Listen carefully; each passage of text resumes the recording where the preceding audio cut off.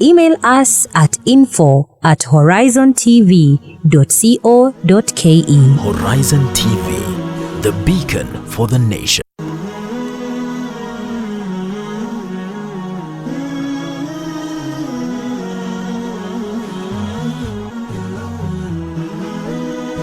Horizon TV, the beacon for the nation.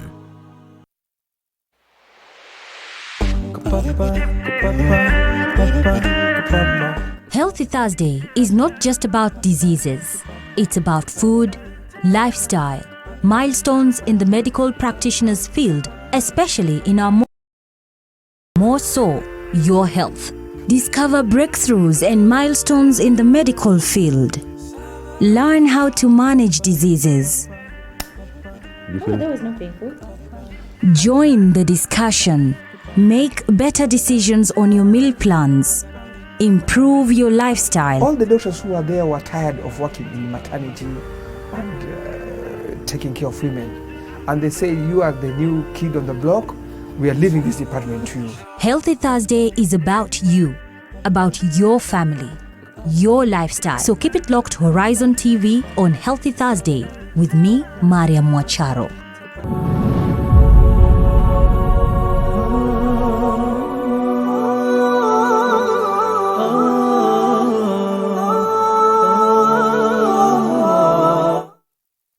Bismillahirrahmanirrahim. Tunatambua kama Mariam Mwacharo, unatizama The Sabah Show.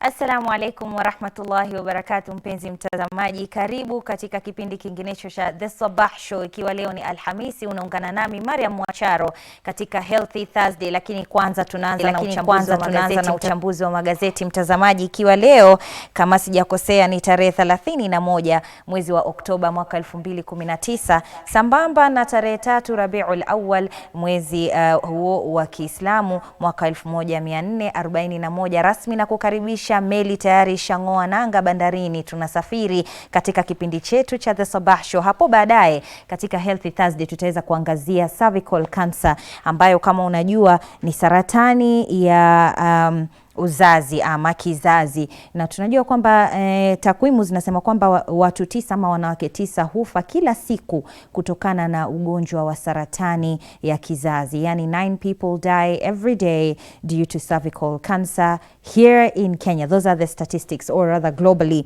and that's according to WHO, that's World Health Organization. Kawaida yetu huwa tunaanza na uchambuzi wa magazeti, lakini mtazamaji, kumbuka unaweza kuchangia katika mada zote zetu katika kipindi chetu kwenye kurasa zetu za mitandao Facebook, Instagram and Twitter @Horizontv Kenya, ama uweze kuchat nami direct pale kwenye Facebook yangu @Mariam Kasim, nami nitaweza kusoma arafa zako. Ukipenda pia unaweza kutupigia simu hapa studioni, na vile vile pia kutuma arafa kutokana ama kupitia nambari iliyoko kwenye skrini yako kwa sasa. Kumbuka tunakupeperushia kipindi hiki moja kwa moja kutoka katikati mwa jiji la Nairobi, hapa jengo la Jamia. Afisi ni za Horizon TV. Sipo peke yangu katika uchambuzi wa magazeti, nipo naye Dennis Enzoveri ambaye ni mchanganuzi wa masuala ya kisiasa. Karibu sana. Asante. Na asante kwa kuweza kuja katika kipindi chetu cha leo. Mtazamaji, moja kwa moja tunaanza na gazeti la Daily Nation, na habari iliyopewa kipaumbele pale ni kwamba debt driving Kenya to the tipping point, and it goes on to say for failing to live within it means the country could find it difficult to service debt when it matures within a year and bring itself into disrepute in the international money markets. And the story goes on pages 4, 5 and 6 of the Daily Nation this morning. And I remember when I was attending the global summit just the other day, Business Global Summit, they talked about, Kenya is at the brink of either borrowing or increasing taxes. And according to one Dr. Mwao ambaye alikuwa ameweza kuattend pale together with the governor for CBK, they were actually saying that they were planning to create jobs for Kenyans, 20 million jobs in the country, and at the same time not increase taxes but actually KRA collecting taxes. So it means possibly KRA is not collecting taxes so that we can actually sufficiate our debt. What do you think is the way forward between more borrowing because we already have a huge debt that we are already suffering from, or rather collecting taxes? Dennis and Soberi. So according to me, the government should just come up with a clear mechanism to how they can get money and do projects. But most importantly, the government should look at the common mwananchi. The government should look at the common citizen, that businesswoman, that businessman who is carrying out the business during the day, at night. So there are things that they need. The government should not increase taxes. The government should care about them.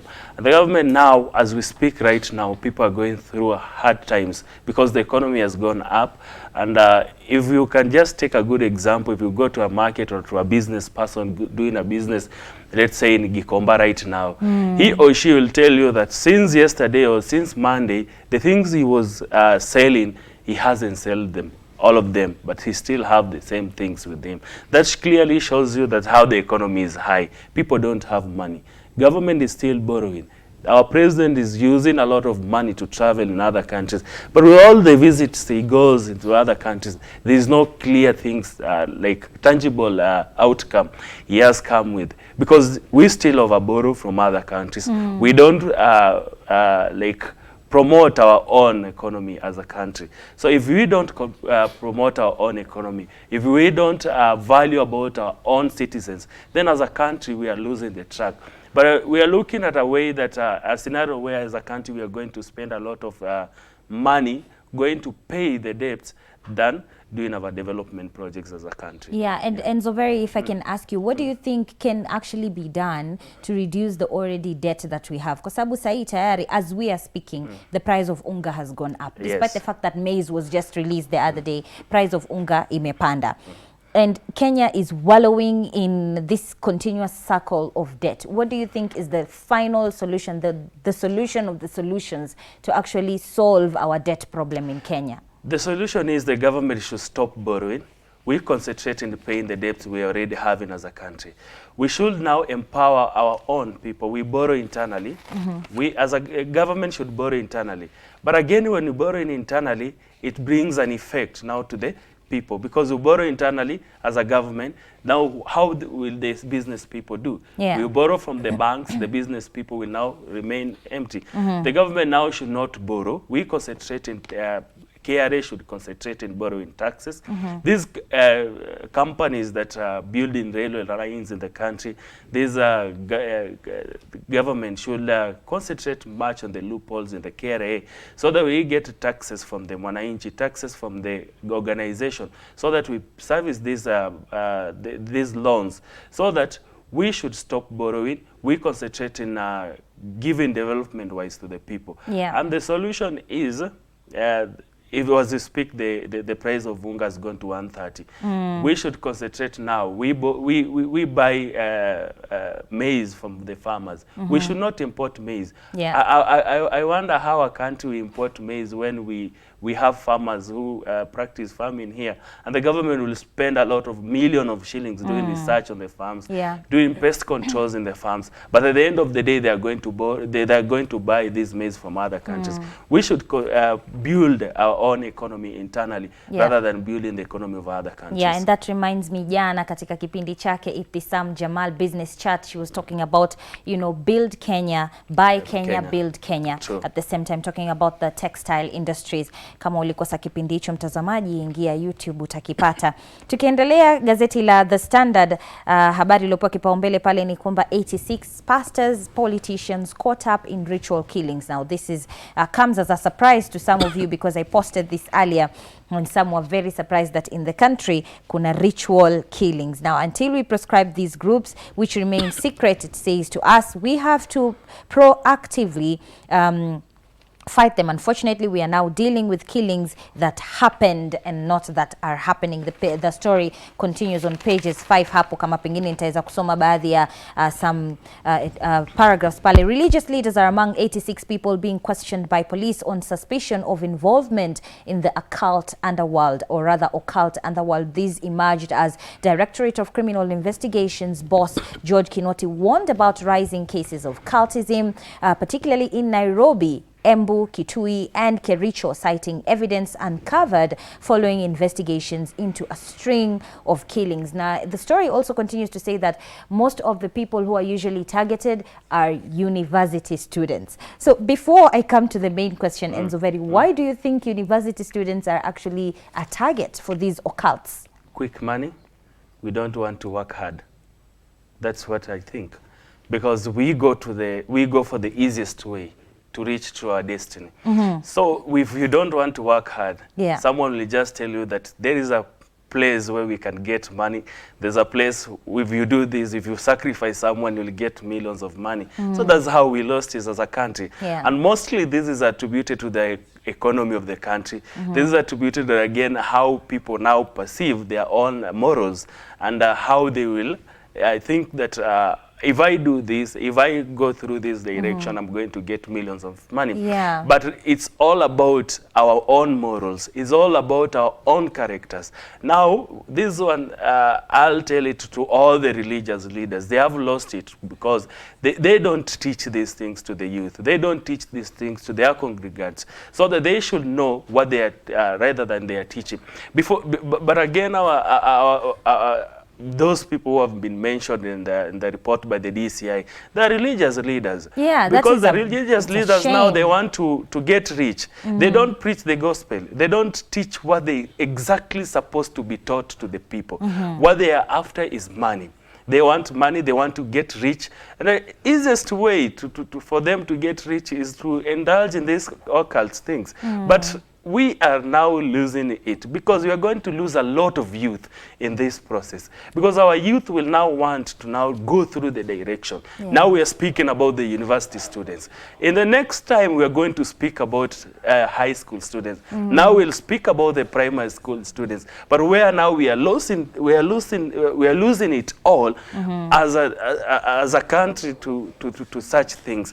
But again, we should now think about which direction we should use. And I'm actually asking the DCI to come up with a clear mechanism, to come up with the clear ways on dealing how these pastors will come out. We walk all the way, you get churches, we go to what, and these churches are well established, and we find those people, congregants in those churches, they're not many, there are few. You wonder where do they get their own money.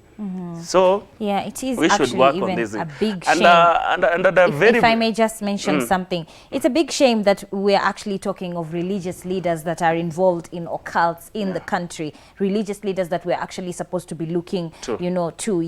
And it's a shame that, the moral society, the moral spectrum of society is degrading. There's moral degradation of, morality in the country, because it goes on to say that a suspect who's been caught actually said that he killed his own father so that he can enrich himself. Where are we headed?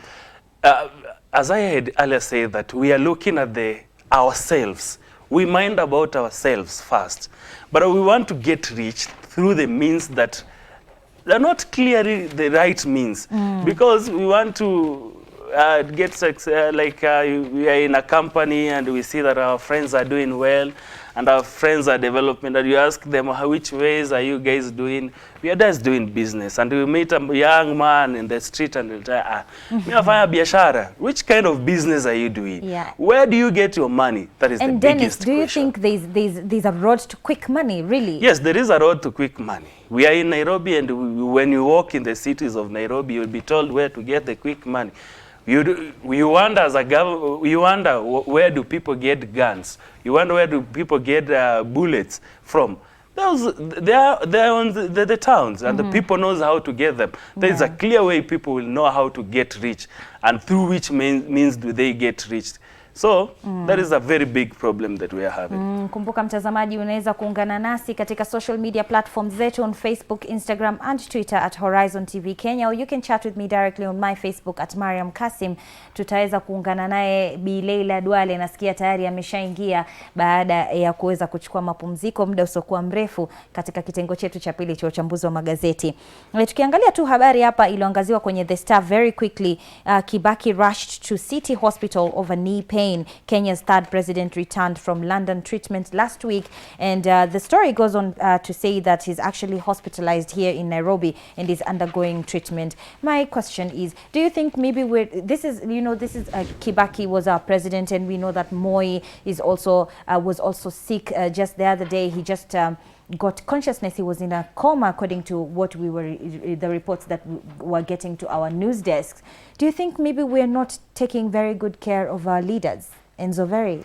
But according to me, we are taking good care of these leaders, because according to the 2010 constitution, there is a package these leaders get when they retire. But that withstanding, that we find out that they should have a medical care to take care of them when they are when they get sick. They should be attended to. And but these people have been in power. They have all it takes to get the best medical care in the country. So there's nothing to worry about. And one thing also, if I may ask, you know, as we've just learned that President Kibaki has come from London for medication, don't you think maybe he should have just been treated here in Kenya, in Nairobi? I think we have like good hospitals, right? Now that gives you the clear picture of the kind of leaders we have. Our leaders will have a flu and they'll go out of the country to be treated there. But the common mwananchi, when he's sick, the very serious sick, they need the best medical care. These leaders, they have now that opportunity to create that best medical services, but they don't do that. Now we found out that the money that is supposed to be taken care of the health sector, the money has been used as a corrupt. Recently, recently we saw that the government, the parliament is now investigating on the health, the equipment that were ordered from the other countries. The equipment doesn't have all the services that is required. After the taxpayers have used a lot of millions of shillings to buy them. So where are we as a country? Which means are we now using? We are losing it as a country. On that note, let us take our first short break. We'll be right back after this break, mtazamaji. Do not touch that dial. When we come back, we'll be joined by Miss Leila Duale on the newspaper review. See you in a short while.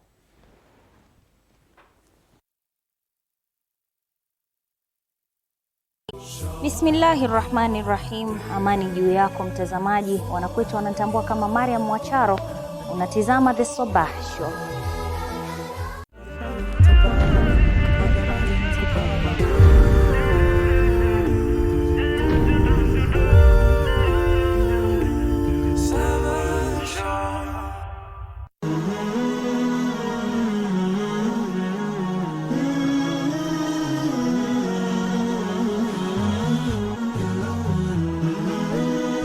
Horizon TV, the beacon for the nation. Pearls of Wisdom.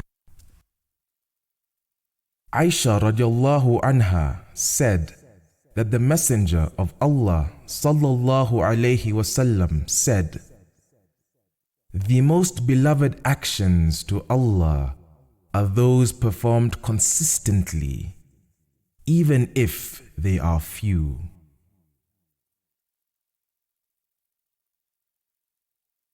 Wanashitati nashwa, watakaowafisha nyinyi ni malaika wa mauti. Ishara zetu zinazotuongoza. Ndipo hata Mwenyezi Mungu Subhanahu wa Ta'ala katika Qur'ani, pokea ufahamu, asema na tahadhari, la yanju min dhaqtati alqabri salihun wala talihun, yazingatie, haokoki na kufinywa na kaburi yoyote. Jiunge na Sheikh Ali Bahero katika bishara zetu kila Jumanne saa 2 usiku kwenye Horizon TV.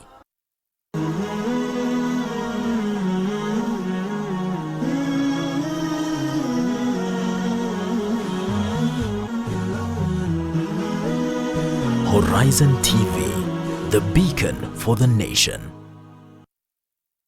Bismillahirrahmanirrahim. Amani juu yako mtazamaji. Wanakwetu wanatambua kama Mariam Mwacharo.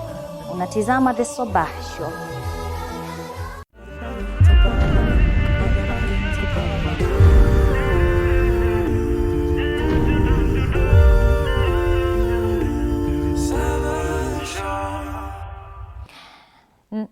Naam, assalamu alaikum wa rahmatullahi wa barakatuh, mpenzi mtazamaji, shukran sana iwapo unajiunga nasi kwa sasa, hujachelewa. Tuko kwenye kitengo cha pili cha uchambuzi wa magazeti katika kipindi chetu cha The Sabah Show, ukiwa nami Mariam Mwacharo, leo ikiwa ni Healthy Thursday. Hapo baadaye we'll be talking about cervical cancer, and the statistics as they stand now is that 9 women die every day due to cervical cancer, and this is the reason why we've taken the opportunity today to speak about cervical cancer, how someone gets it, prevention measures, and other matters. You're joining us on the Sabah Show. We're on the newspaper review. This is the second kitengo, kama naweza kusema hivyo, and we're being joined by Miss Leila Duale. Karibu sana. How are you doing? Alhamdulillah. Habari ya jam. Itabidi uhame huku mali unaishi.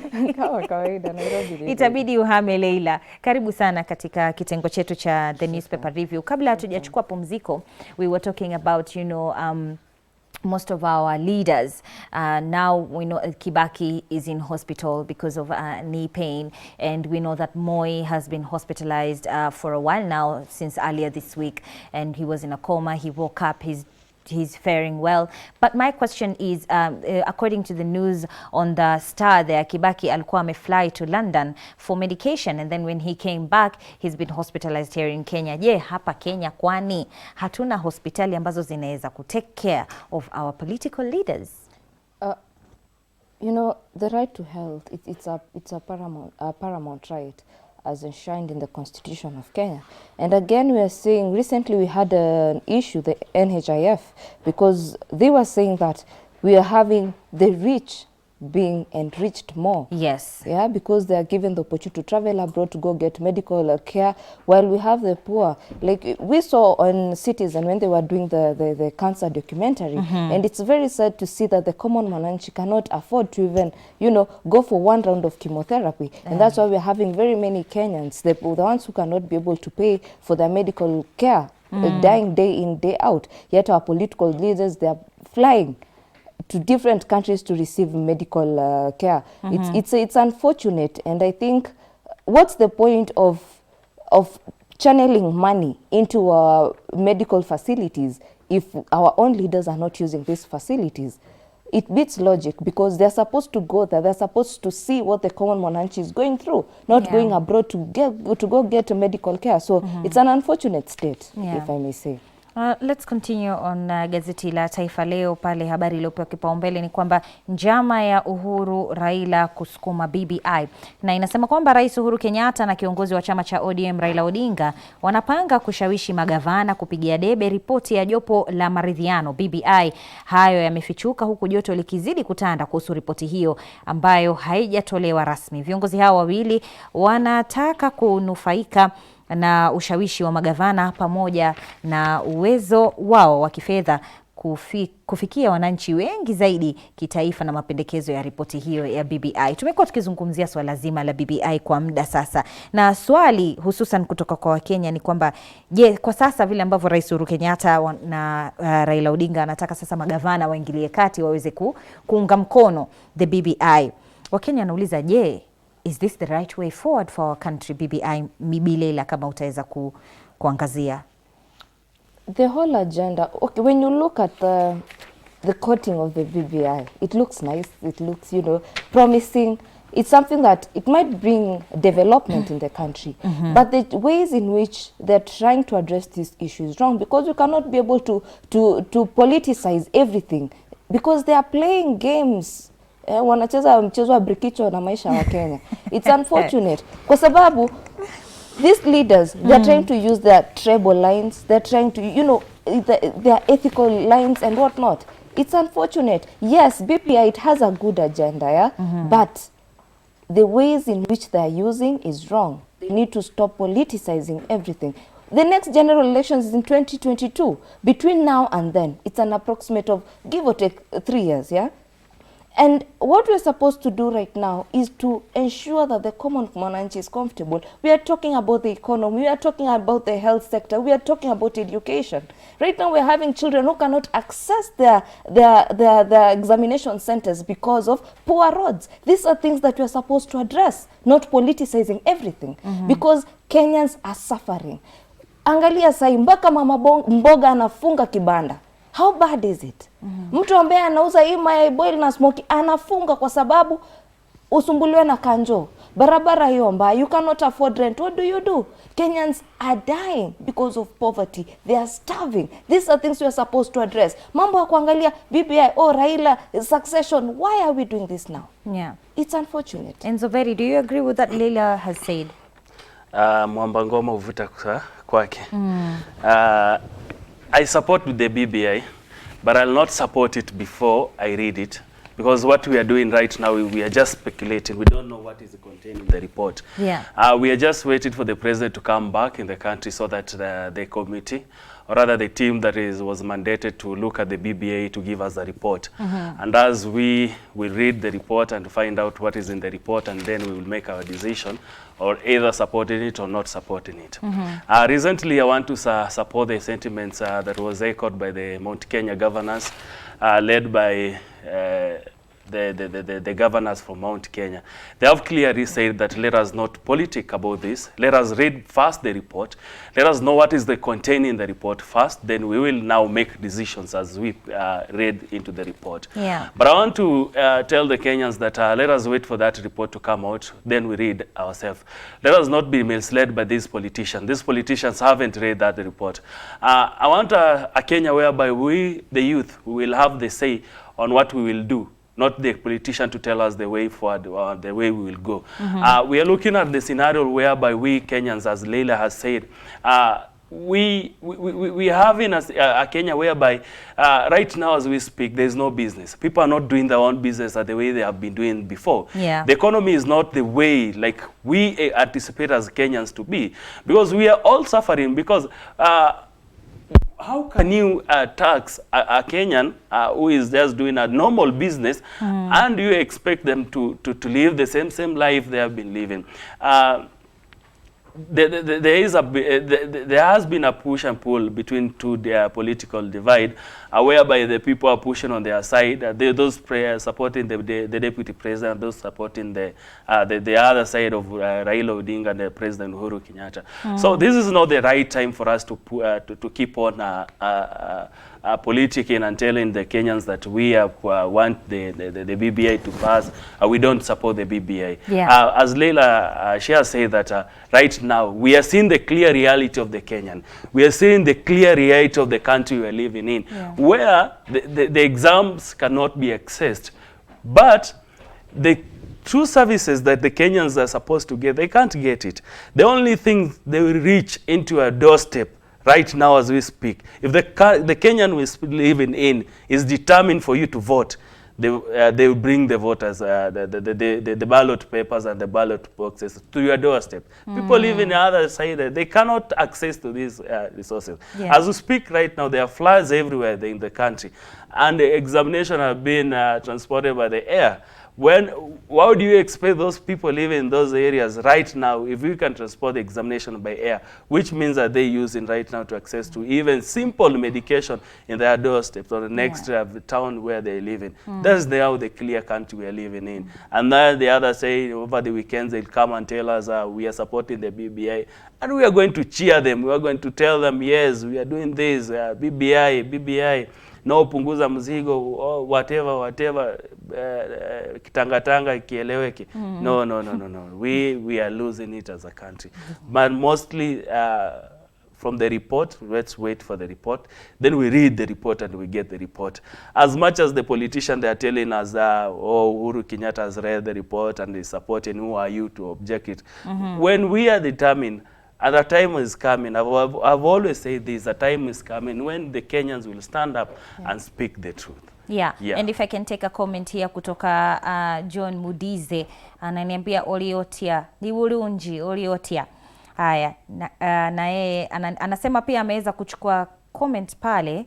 Anasema kwamba I want a Kenya that one day I will get up and be happy that I am going to work. I want a Kenya that I will not complain about excessive bus fare that I pay every day inapanda mvua ikinyesha. I want a Kenya where my sister from Ushago can go to school with shoes and not complain about the rainfall, or swim to go and take her exams. At the moment my sister is swimming a few kilometers to go and do her examination. Akifika class, she is dripping wet. What sort of Kenya is this? And yet we all have dreams. I want a Kenya that has change. I want a Kenya that has change. Haya, shukran sana John Mudize kwa kuweza kuchangia katika kipindi chetu mtazamaji. Kumbuka you can join the discussion on our social media platforms on Facebook, Instagram and Twitter at Horizontv Kenya, or you can chat with me directly on my Facebook at Mariam Kasim. Tukiendelea, let's take a look at the Star page 7. New bill to legalize lifestyle audit, and this is very interesting. It goes on to say public and state officers facing corruption charges will undergo lifestyle audits in a proposed bill that seeks to entrench such wealth reviews in the law. Now, the Lifestyle Audit Bill 2019, sponsored by nominated Senator Farhia Ali, seeks to provide what has been the missing link in the call for lifestyle audits. And it continues to say that, you know, there's a time that Uhuru Kenyatta, our president, promised that audits will be done, lifestyle audits will be done, but a report has not yet come to the light, and members of the public would be allowed to lodge a complaint to the agencies on an unexplained wealth of public or state officers. Leila Duale, what are your 2 cents on this? I fully support that lifestyle bill, because we cannot continue doing the same thing over and over again. We are talking about corruption. We are talking about our leaders stealing from the kitties which they are being mandated to handle. And we cannot continue doing that. A time has come when let them be paid what they duly deserve, because they cannot be enjoying life, traveling abroad, their children going to fancy schools, yet we are having a child swimming to go and do the examination. It's sad. Let them do that. Kwa sababu, we will not talk about the same thing. Njeri pale nje, maisha inaendaje, ni ngumu. I cannot even afford to pay my own bills. Yeah. Right now, as a youth, for example, you finished university. You've graduated. You cannot get a decent job. What do? You go back home. Unaenda unalima. Why? Yet you've spent a fortune kusoma. And yet we are having leaders who are living beyond their means, because that is living beyond their means. They are stealing from Kenyans to be able to finance their extravagant lifestyles. It's an unfortunate state. Let the bill push on. And our leaders, they're forgetting where they've come from. And most of them, actually, they'll tell you how they struggled, how they walked for 5 kilometers to go to school. Hustlers. Yes, yet when they get there, they forget that there's someone else who's going through that. Yeah. Instead of making the life of a common mwananchi easier, they're making it hard. Right now, the price of 2 kg packet of unga ugali, it's 135. Imekuwa expensive hata kuliko chapo jamani. How? Yet this is a staple food in Kenya. Yeah. We are having farmers who are trying to plant this maize. Yet what happens? Pesa inaibwa, they are not being paid. And these leaders hawatosheki jamani. Yani inja yao haieleweki. Unajua, kwa sababu the 5 years mtu ameingia ukimuuliza umefanya nini? Yeah. Go back to their mother counties, go back to their constituencies. We are having the same things. We are having schools which are the buildings they're coming down. They are falling, they're falling apart. Yeah. We are having hospitals which are being shut down because there is no medicine. There are no facilities. A woman anajifungua barabarani. Why? Yet we are having Kenyans who are struggling. We are having Kenyans who are paying revenue. We are paying our taxes. Kosa kulipa tax. Yesterday I was talking to majamaa wanakimbizwa na kanjo wanauza viatu town. Yes. Anakuambia kichiko hivyo na kanjo ni 5,000. 5,000, yet unaweza toka hapo juu hata kiatu pea moja jamani. Yet you are paying 5,000. Na sasa ananiongeza ananiambia bibi amemkimbia. Mtoto analia nyumbani 2 years child. And these are the harsh realities that Kenyans are really facing. So our leaders, they need to stand up. They need to start advocating for us, not for their own selfish ambitions. We cannot continue living like that. Yeah, before I come to Dennis and Zoveri on that same note, let us take a short break. Mtazamaji, we'll be right back. Indeed, that's the harsh reality. Leila Duale here, Miss Leila Duale has gotten very emotional on that. Kindly do send your comments on our social media platforms and we'll be getting back to you. Do not touch that dial. We'll be right back.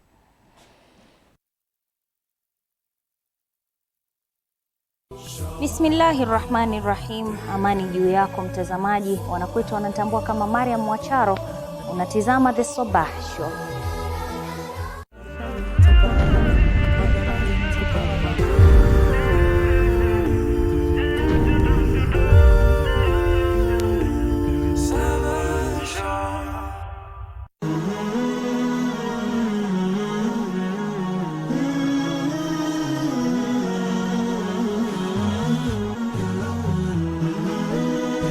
Horizon TV, the beacon for the nation. Practice this direction from Allah subhanahu wa ta'ala perfectly.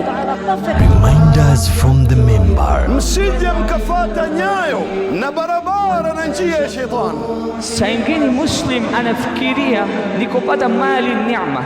With the best of hatibs. We tasted the pleasure, the sweetness of ibadah, because the Prophet sallallahu alaihi wasallam said, there are no times that can be equal to these days except maybe. Tune in to Horizon TV and watch the khutbahs from different masajid every Tuesday and Thursday at 5 p.m. La kutafakari.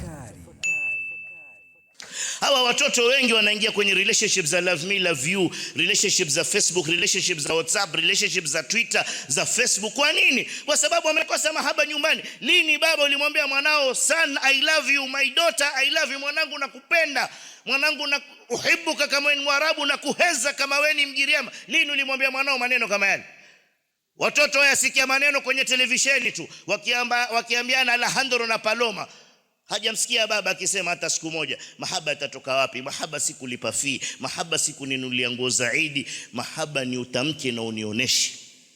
Tuwakosa watoto wetu, kina watoto wetu Fatuma na Mariamu wenda shikwa mikono na kina Abdalla na Hamisi na Juma Makadara kwa sababu wewe baba umekosa wakati wa kuwa nao.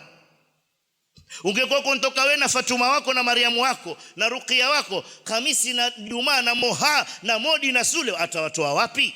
Lakini huna time. Vibarubaru vina wakati wa kukushughulikia pale wewe umebwaga. Kazi kwako mzazi. La kutafakari. Pearls of Wisdom. Aisha radiallahu anha said that the Messenger of Allah sallallahu alayhi wasallam said, the most beloved actions to Allah are those performed consistently, even if they are few.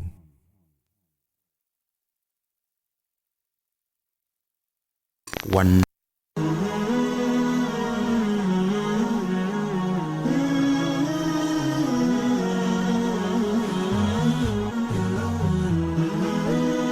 Horizon TV, the beacon for the nation. Bismillahirrahmanirrahim. Amani juu yako mtazamaji. Wanakwetu wanatambua kama Mariam Mwacharo. Unatizama The Sabah Show.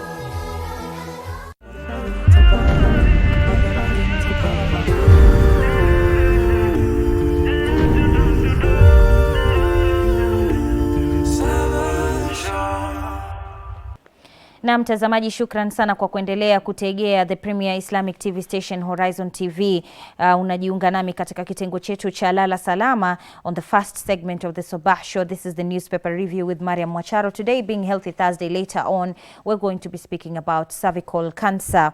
As a disease. Remember, the statistics as they stand now is that 9 women die every day due to cervical cancer. Let's go on with the newspaper review. I have with me the lovely Leila Duale and Mr. Dennis Nzoveri. Bwana Nzoveri, before we took the break, we were talking about the lifestyle audit, and if I can just mention something here that has been covered on the Star, is that ODM leader Raila Odinga has equally been calling in vain for the review of wealth owned by persons thought to be living beyond their means, and that's what Ms. Leila Duale there said. No information was provided to members of the public regarding the audit Uhuru ordered against procurement officers, most of whom have already returned to office.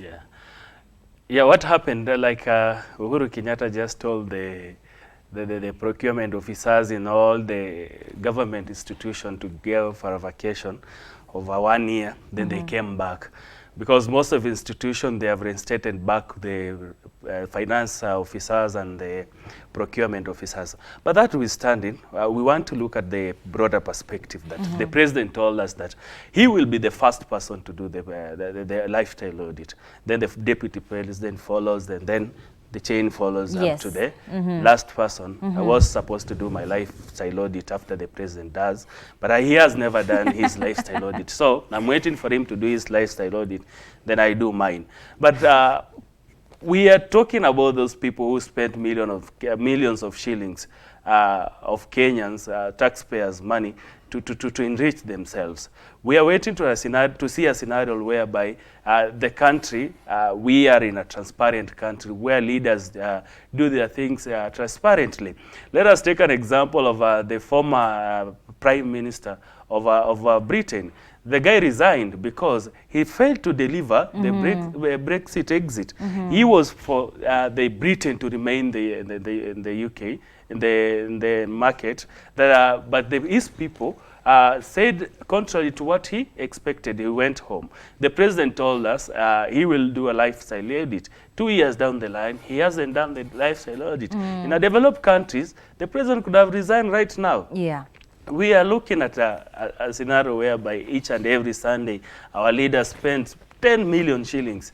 It will take us even 50 years, not even 50 years, 100 years to see a million. A poor Kenyan to see a million. But our leaders are playing with millions of shillings like their pocket change. Yeah. But that's now the country we're living in. Yeah. We just don't want to see a lifestyle audit. We want to see accountability and a clear mechanism that has come out so that even a single shillings, 100 bob, that is being given to you to do a development or to go somewhere, you must account for it. This now starts from our primary school. The new curriculum should entail like having those morals we learn from them, so that when we grow up, we come up with the clear morals as a country, because this generation we are now living in is a very corrupt generation. Because for you to be employed somewhere, you must have to know someone. If you don't know someone, you must use your money to get that job. Yeah. So that is now the scenario we are in. And that's the same thing we were talking of yesterday here with some of our panelists on the newspaper review about the 1.8 million shillings per hour jet that was actually taken. Yeah. And if I can link this with something else that possibly maybe Kenya should take a leaf or two, you'll tell me about that. On the Daily Nation, pages 34, yes, Daily Nation, page 34 there, we have Lebanon crisis on even after PM resigns. Now, the resignation of Lebanon's government under pressure from the street looked set to ease a 2-week-old nationwide crackdown. And it goes on to say that euphoric protesters experiencing a rare moment of national unity have pilloried politicians of all parties calling for better public service, an end to rampant corruption and an overhaul of sectarian-based politics. And the PM resigned due to pressure. You know, citizens went on to the streets and they were on riots every single day, you know, talking about corruption and public service, public funds being mismanaged. And the PM resigns. What are Kenyans doing, Leila Duale? I think if I was in a position to rally Kenyans to do the same, I would. Because again, at times, if we do not call for change, then who will? At the end of the day, we are the ones who are suffering most. Our leaders do not feel the pinch. They do not feel the pinch of ile pakiti ya salt ilikuwa inauzwa shilingi 5, sasa ni 15 shillings. Chumvi jamani, 15 shillings. And that is the kind of life we are living right now. So why don't we take it to the streets? Let us put our political leaders under pressure. Because at the end of the day, we are suffering. The state of the economy is pathetic. At the end of the day, they go home and their bags are full with millions and millions of money. What do we go home with? To our hungry kids? To our houses which are coming down? Because most Kenyans, where do they live? They live in the shanties that they call home. Yet our leaders, they live in mansions. They live in mansions which have been built by the state. It's a sad reality. So let us take it to the streets. Let Kenyans just decide that it is now. Because if we do not say that it's now, then when? Tomorrow, years to come, when there is nothing to look forward to, when our whole country is lavishing in poverty, we can't afford to do that. We are talking about the SGR. Look at Tanzania, what they are doing. They've built an electric path for their rails. They are using electricity. What are we doing? These old things that they're bringing to us and they're telling us, yes, infrastructure. Come on.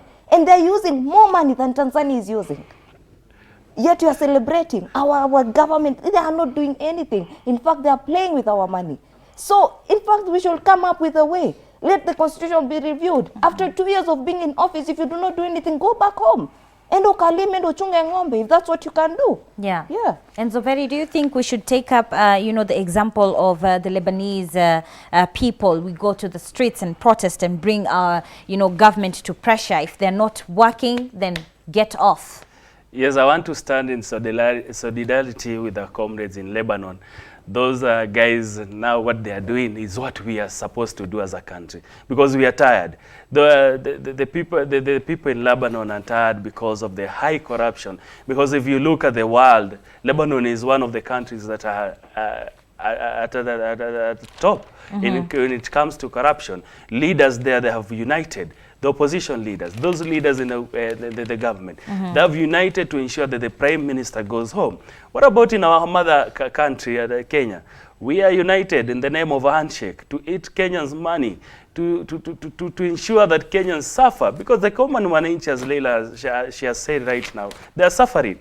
Because currently, as we speak, that right now, Kenyans are going through hard times, of economically hard times. What is the government doing? Who is there to rally Kenyans behind them, so that to ensure that right now, as the Kenyans are going through this, we have people who will lead these Kenyans to come out and speak about these vices that is happening in our society right now. Who will speak about them? Yeah. We don't have a position in Kenya. We all of us, we are in government.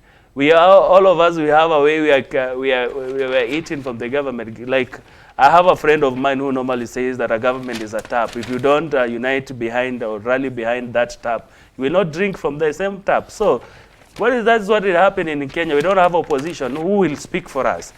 Kenyans will not speak for themselves if they don't have leaders. We elect leaders who don't want to do what it partakes for them as leaders. So we are just there. But I want to stand in solidarity with the comrades in Lebanon. The You're world saying now let us is borrow changing. a leaf or two Yes. from them and act Yes. just And like even they are. even these countries, the developed countries, people will resign if they ensure that, as we speak right now, if it was in UK, the Minister for Finance in the UK could have resigned because of this high standard of living. Yeah, as we continue on that discussion, let us take a look at a story here from the Standard on pages 2 and 3. A school owner examiner held in raid on cheats. Now 17 people have been arrested in connection with irregularities in the Kenya Certificate of Primary Education examinations. A school proprietor and an invigilator were among 6 people arrested in Olkalau, Nyandarua County yesterday for attempting to cheat in KCPE examination. And if I can also take a look at something that is also related to that, is that riddle of 14, that page 3 there of the Standard, riddle of 14 missing pupils in Center Road. 12 out of 26 pupils who had not been traced on Tuesday were found in another school. But where are the remaining minors? Now, I remember the Cabinet Secretary for Education, Magoha, said that he's going to do his best to make sure that cheating does not happen in the examination. And these are some of the examples that are coming to happen. But just as the conversation that Ibtisam Jamal was having yesterday about, students being registered in one center, and then they school in one center, and then they get registered for exams in another center. And if we take a look at the whole KCPE, kumekuwa na vimbwanga, visanga vidogo vidogo katika mtihani wetu wa kitaifa wa KCPE. Ms. Leila Dwale, exactly, what is your take on the fact that, some students may be schooling in maybe Madongo Poromoka Primary, and then they get registered for examination somewhere else, and now parents are in search of their students, and some of the students have not yet been, their whereabouts are not even known? Okay, this again goes back to the Ministry of Education, because the reason why most parents prefer to take the students to school in one school and then they do an exam in another, it's because of the cut-off points. Because you find that when you go to a private school, you school there, they focus on the child, they give them quality education, because again, value for money, that is a private school. Yeah. Go to the public schools, of course the cut-off points, it's a bit lower, but again, what is the quality of education in our public schools? So the only way to curb this is to ensure that both the private and the public schools and the pupils who are being schooled there, they're supposed to be given quality education to ensure that these things do not happen, because that is the only reason. You find that when you do an exam in a private school, you'll not be given an opportunity to go to a national school. Yeah. But if you do the exam in a public school, you're taken to one of the best national schools in this country. So I think the only way to do that is to ensure that the cut-off points are fair and square. Let it be equal, let it be fair to all students, because again, the parent who takes their child to a private school, you don't know the struggle they go through to put that child in a private school. So telling Kenyans that watu wanafunzi ambao kwa private school, they are being given a better lifestyle, they are being given, you know, the best of the best. No, that is a parent who is struggling to put their child through private school. So let them scale up, let them pull their socks in terms of the quality of education being given in our public schools. Enzo Very, you think the quality of education in our public schools is poor, and that is why our students are being registered in other centers and schooling in others? Yeah, yes, as we speak right now, like students will prefer to go to private school for their studies. Then during the exam time, they'll do the exams in the public schools because of the cut-off points. But what are we really concentrating about? As a country, we have different morals. We have just treated like, for us to succeed, we must pass exams. We have made exams to be something very valuable, in an extent that like someone will have to do each and everything he can so that to ensure their school passes, and then they proceed to another level. You want to create fame. You want to be seen that you've been teaching these children so that to perform. But we are forgetting about one thing. We are destroying the future of our students. We are destroying the future of our children. Let us take an example where this, we have been having a rampant examination stealing. We have been producing fake doctors. We are now producing fake engineers, producing fake journalists, producing fake, everything is fake. No wonder we are seeing a country where we were so corrupt, because we use corrupt means to get where we are. We will use our corrupt means to go to another level. We will ensure that for you to reach where I am, you must use corruption to reach where I am, where we are right now. So each and everything is now corruption. But so do you think, if I can ask you, do you think maybe we should take a look at maybe skill-based education instead of, you know, grading students? Yeah. Let us take a look at the students who are, you know, talented in this and talented in that, and then we train them in that skill that they have. It's only in Africa whereby we fight about like doing examination and passing examination. Look at the developed countries. They will train a child from the lower level, where like they will like notice the talent of someone a child has. Like me, I have a talent. The teacher will ensure that they develop that talent to something great. You find out that we want to change your talent so that you concentrate in education. You get an A. You must force someone to get an A. And even we see that the deputy president was in Gong Forest primary school yesterday, that ensuring that all students who are doing exams right now, they will proceed to high school. What are those who are not able? Those who are being pushed, just go, finished. Yeah. They have other things that they think they can do. Why can't we come up, we strengthen the TVETs, we strengthen these universities so that we get quality out of that? So that when someone joins a college, you are not going there just on the basis that you passed, but on the basis that you have what it takes to you to be there, because you can do it. A skill-based is very important. Yes, skill-based. So what about the competency-based curriculum? Leila, do you think it's going to work for that? Well, it may not, because again, it depends with the delivery. Because when we have these students, again, as he has said, students, they're all gifted differently. Differently, yeah. And the minute we force our children to get A's, I have seen children who've gotten into depression. High school going kids, they've gotten into depression. That's why they ban schools, because at times it gets too much for them, the pressure. You need to get an A, you need to be a doctor, you need to be admitted to university. Why not tell these children, do what you can? Let us go back. And you know, for example, when I started primary school, I was doing art and craft, I was doing music. And then by the time I got to class 3 or 4, it all disappeared. Now we got into mathematics, English, Kiswahili. I mean, if it wasn't for, you know, them changing, maybe right now it'd be somewhere else, maybe an actress doing, you know, but Yeah, again, being being Hollywood. forced, yes, being forced through the system, it's something that is frustrating our children. That's why we're having even a primary going student committing suicide because of this pressure. We cannot afford to be losing our children day in, day out because of this pressure. Let us go back to the skill-based curriculum. Let our children know that they can do what they can. If they'll be able to go through with, you know, the academics in terms of, you know, intellectual participation in schools, well and good. But let them be told that there's another option. These TVETs, people look down upon the TVETs, they look down upon this, the polytechnics. Why?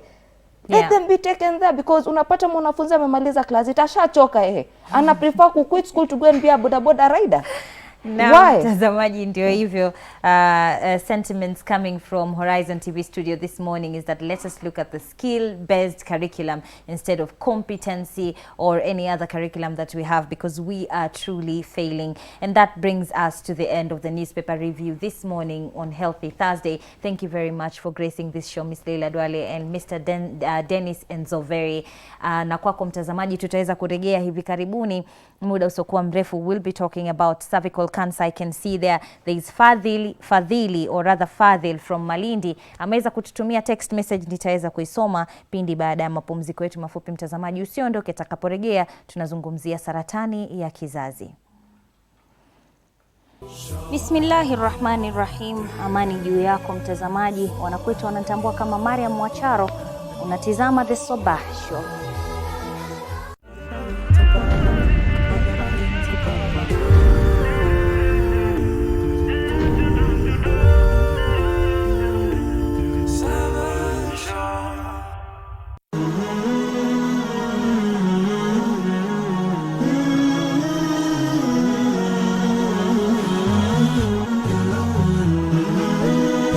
Horizon TV, the beacon for the nation.